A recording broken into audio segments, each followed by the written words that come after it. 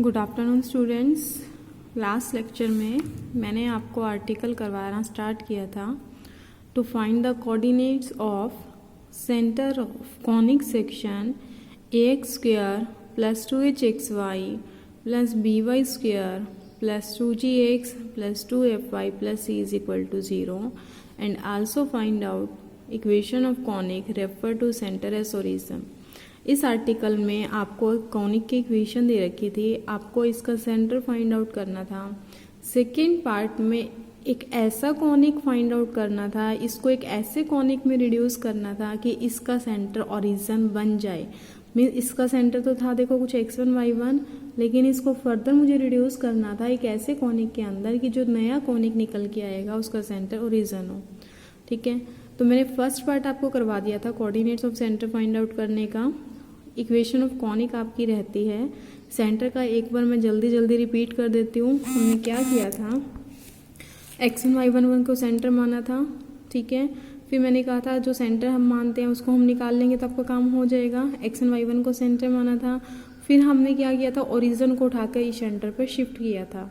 तो आपके old coordinate x Y में थे, न्यू कोऑर्डिनेट आपके एक्स डैश वाई डैश में आए थे। रिलेशन मैंने आपको बताया था, ओल्ड कोऑर्डिनेट्स में से जिस पॉइंट पर शिफ्ट किया है वो सब्ट्रैक्ट कर दो तो न्यू कोऑर्डिनेट आ जाते हैं। Means X dash should be equal to X minus x1 and Y dash is equal to Y minus y1। वहाँ से एक्स वाई की वैल्यू निकाल के ऊपर पुट की थी। फिर मैंने आपको बताया था कि किस तरह से एक्स डैश स्क्वायर की टर्म कलेक्ट करनी है, X dash Y dash square, simply X dash वाली, फिर वाई डैश वाली, फिर कांस्टेंट टर्म। ठीक है, इसका मैंने आपको एक शॉर्टकट तरीका भी बताया था, आप किस तरह से कर सकते हो। जिनको वो समझ आ गया बहुत अच्छी बात है, जिनको नहीं समझ आया वो प्रॉपर पूरा का पूरा खोल के स्क्वायर खोल के मल्टीप्लाई करके सारी टर्म सॉल्व करके फिर करके देखना। अगर मैच ना हो तो आप मुझे बता देना। ठीक है, फिर हमने कहा था कि सेंटर ओरिजिन बन चुका है। सेंटर अगर ओरिजिन, क्योंकि आपने उठा के ओरिजिन को सेंटर पे शिफ्ट कर दिया, मीन सेंटर न्यू सिस्टम में जीरो बन चुका है। सेंटर जीरो होने का मतलब एक्स वाला एक्स का कोफिशिएंट मीन्स जी की वैल्यू जीरो होनी चाहिए और एफ की वैल्यू जीरो होनी चाहिए। ये लास्ट आर्टिकल में हमने निकाला था, तो जी की वैल्यू जीरो निकाली तो ये आ गया था आपका एफ की वैल्यू जीरो पुट की तो ये वैल्यू आ गई थी। इन दोनों को सॉल्व करके हमने एक्स एंड y1 निकाला था, वो आपका सेंटर आ गया था। अच्छा स्टूडेंट्स, एक चीज़ और मैं कल आपको बताना भूल गई। आपने जब क्वेश्चन किए थे तो क्वेश्चन करने में आपने सेंटर निकाला था, एक बार एक्स के रिस्पेक्ट में डिफरेंशिएट किया था और एक बार वाई के रिस्पेक्ट में। जरा इसको करके देखो इस इक्वेशन को मैं एक्स के रिस्पेक्ट में डिफरेंशिएट करूंगी तो क्या आएगा। देखो ये इक्वेशन मैं लिखती हूँ अलग से।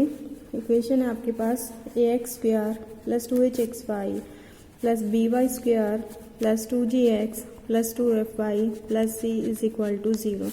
इसको एक बार एक्स के रिस्पेक्ट में डिफरेंशिएट करती हूँ, क्या आएगा 2ax प्लस एक्स के रिस्पेक्ट में डिफरेंशिएट करो 2hy, इसका 0 प्लस 2g, इसका 0 इसका 0 इज इक्वल टू 0। ठीक है, यहाँ से 2 कॉमन ले लो, 2 कॉमन लोगे ax plus hy plus g is equal to 0। 2 को यहाँ शिफ्ट कर दो, means ax plus hy plus g is equal to 0। ठीक है, ये इक्वेशन आई जब आपने इसको एक्स के रिस्पेक्ट में डिफरेंशिएट किया है। ऐसे ही वाई के रिस्पेक्ट में डिफरेंशिएट करो, वाई के रिस्पेक्ट में डिफरेंशिएट करोगे इस टर्म का 0, इसको करो डिफरेंशिएट 2hx प्लस इसको वाई के रिस्पेक्ट में डिफरेंशिएट करो 2by प्लस इस टर्म का 0, इसका करोगे plus 2f is equal to 0। फिर से 2 कॉमन ले लो, hx plus by plus f is equal to 0। Next step में 2 को राइट साइड में शिफ्ट कर देना, 0/2 0, तो आपकी इक्वेशन बनेगी hx plus by plus f is equal to 0। देखो ये दोनों इक्वेशन, ये इक्वेशन है, देखो ये इक्वेशन है ax plus hy plus g equal to 0। ये ax xy की जगह x1 y1 है, ax1 plus hy1 plus g 0। ये इक्वेशन है hx plus by plus f 0, ये hx1 plus by1 plus f equal to 0। तो देखो स्टूडेंट, ये इक्वेशन आई कहाँ से है। ओरिजिनल इक्वेशन को अगर एक्स के रिस्पेक्ट में डिफरेंशिएट कर दो तो ये इक्वेशन आएगी, वाई के रिस्पेक्ट में डिफरेंशिएट कर दो तो ये इक्वेशन आएगी, और इन्हीं दोनों को सॉल्व करके आपने यहाँ आर्टिकल में सेंटर निकाला है। तो इसीलिए जब मैंने आपको क्वेश्चन करवाए तो आपके पास 2 तरीके थे, या तो आप इन दोनों इक्वेशन को याद कर लेते, याद करके यहाँ वैल्यू पुट करते, सेंटर निकालते। मेरे हिसाब से वो थोड़ा मुश्किल था, ये टर्म ज़्यादा इजी है कि एक बार x के रिस्पेक्ट में डिफरेंशिएट करो और एक बार y के रिस्पेक्ट में, क्योंकि x के रिस्पेक्ट में डिफरेंशिएट करती हूँ तो फर्स्ट इक्वेशन आती है, y के रिस्पेक्ट में डिफरेंशिएट करती हूँ तो सेकेंड इक्वेशन आती है।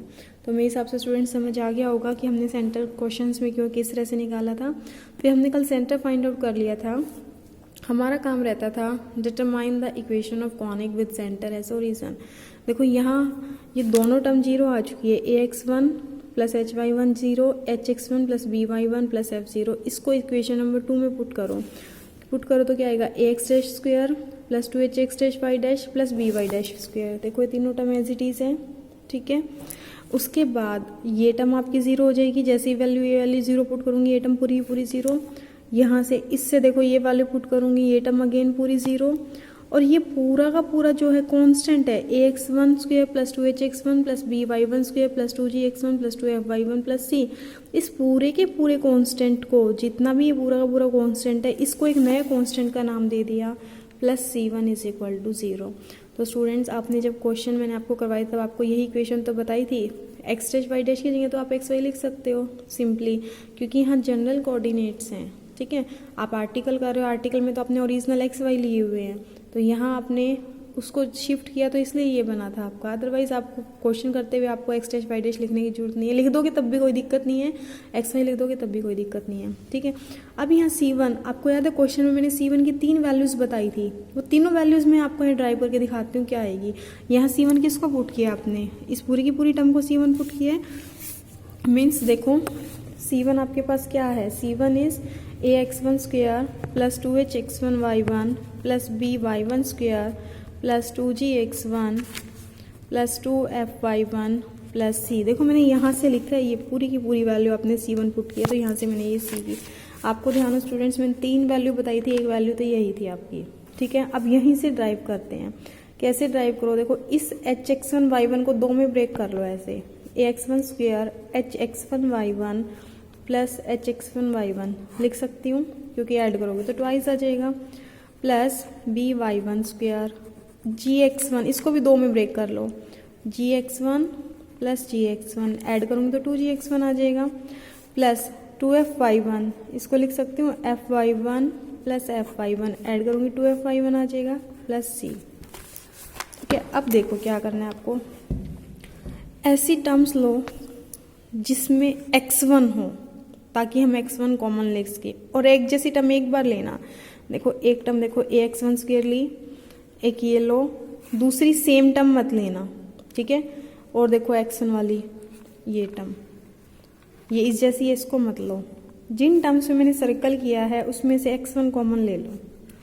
x1 कॉमन लूँगी तो यहाँ क्या बचेगा आपका, ax1 प्लस x1 कॉमन ले चुकी हूँ hy1 प्लस यहाँ से x1 बाहर जा चुका है प्लस g प्लस। अब देखो अब वो टर्म लो जिसमें y1 हो, और एक जैसी टर्म 2 बार मत लेना।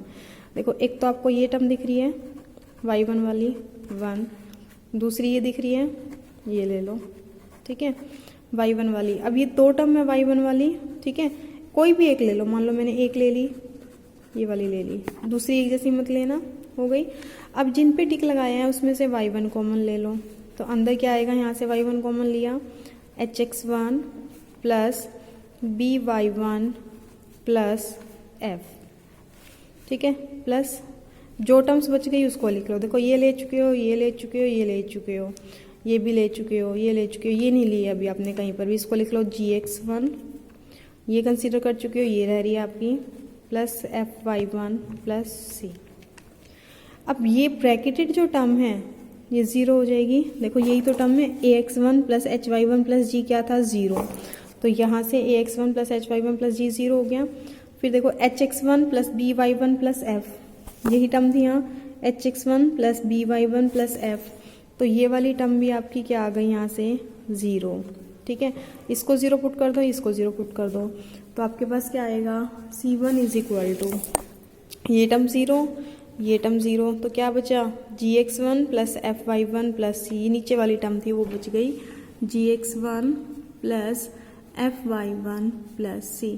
तो स्टूडेंट्स आपको ध्यान हो, मैंने जो 3 इक्वेशन बताई थी, तो देखो उसमें फर्स्ट इक्वेशन तो आपकी यही थी, ठीक है, दूसरा इक्वेशन ये थी और मैंने आपको कहा था मोस्ट ऑफ द क्वेश्चन में मैं आपकी ये वाली इक्वेशन यूज़ करूँगी gx1 plus fy1 plus c। ठीक है, अब हम तीसरी और फाइंड आउट कर देते हैं। तीसरी क्या थी आपकी, c1 is equal to delta by A B minus H square, वो भी ड्राइव कर देते हैं।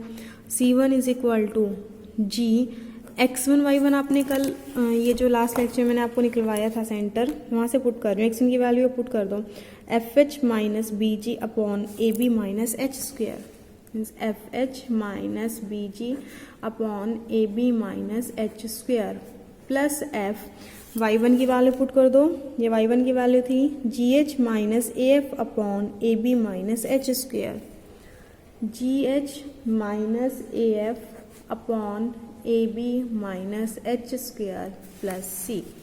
तो स्टूडेंट्स नेक्स्ट स्टेप में एलसीएम ले लो, A B minus H square LCM आ जाएगा। ठीक है, टर्म आएगी G F H minus B G plus F G H minus A F plus C A B minus H square. इसको अंदर मल्टीप्लाई कर लो, ये टर्म बन जाएगी F G H minus B G square plus F से multiply कर दो F G H minus A F square plus A B C minus C H square upon A B minus H square is equal to, देखो पहले ये term लिख रही हूँ मैं ए बी सी, अब ये एफ जी एच और एफ जी एच कंबाइन हो जाएंगे प्लस 2FGH, उसके बाद ये टर्म लिख लो माइनस ए एफ स्क्वेयर, फिर ये वाली टर्म लिख लो माइनस बी जी स्क्वेयर, फिर उसके बाद आप ये वाली टर्म लिख लो minus C H square divided by A B minus H square. और स्टूडेंट्स आपको पता है इसको हमने किससे इंडिकेट किया था, डेल्टा से, delta by A B minus H square. तो C1 की वैल्यू आ गई हमारी delta by A B minus H square, 3 values आ गई। आप क्वेश्चन में तीनों में से कोई भी यूज़ कर सकते हो जो आपके लिए कंफर्टेबल हो। अगर क्वेश्चन में आपने नेचर निकाला हो तो डेल्टा और A B minus H square आप निकाल चुके होगे पहले ही, तो इसलिए आप इसको यूज़ कर लेना।